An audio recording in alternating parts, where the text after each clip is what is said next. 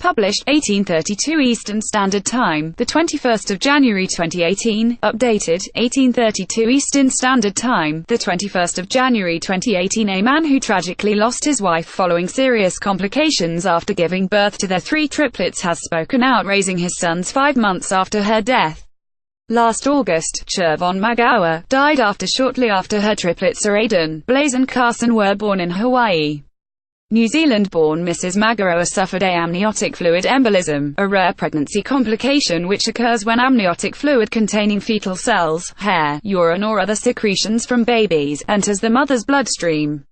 The boy's father, Martin Magaoa, 34, now raises his 3 babies, along with his 6-year-old son Tanner, in Hawaii where the family lives. The babies tragically lost their mother following a rare pregnancy complication. In an interview with the New Zealand Herald, Mr Magaoa spoke about how in the past few months the community had rallied to help him raise his boys. He revealed that up to 50 volunteers had signed up to help care for the triplets since their birth. He explained how each day, groups of people came to the family home on rostered shifts which started at 6 a.m. and ran through to 10 p.m. Martin Magaoa pictured holding one of his 3 sons not long after they had been born. Every day is just the regular feeding, changing diapers.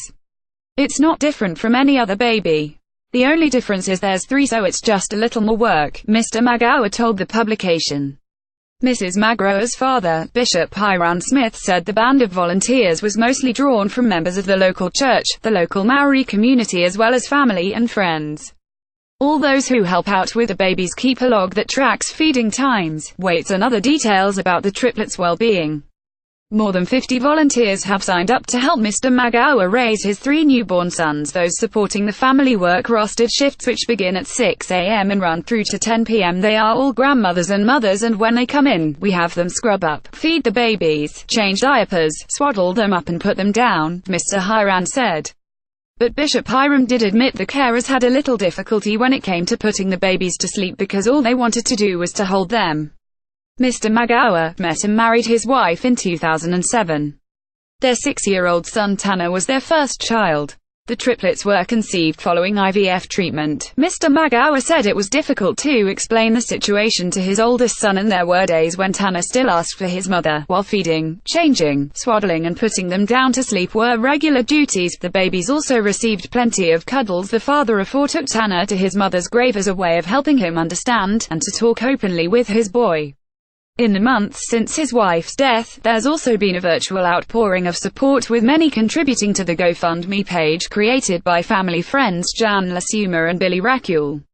Speaking to Daily Mail Australia previously, Ms Lasuma said the fundraiser was a small way to help, and that many had reached out to the family after hearing news of the loss. Mr Magaoa said his oldest son Tanner, pictured, was still struggling to come to terms with losing his mum. It has been far more than just financial assistance. There have been many uplifting well wishes and prayers that have helped lift his and the family's spirits. So far the page has raised more than USD $73,000, AUD $91,238. Speaking out about the flood of generosity, Mr Magaoa said the words "thank you" didn't express his gratitude for the support he had received. Despite the family's loss, the 34-year-old father shared the babies continue to thrive. The babies are healthy and they're growing. They're happy, so we're happy. We can't complain.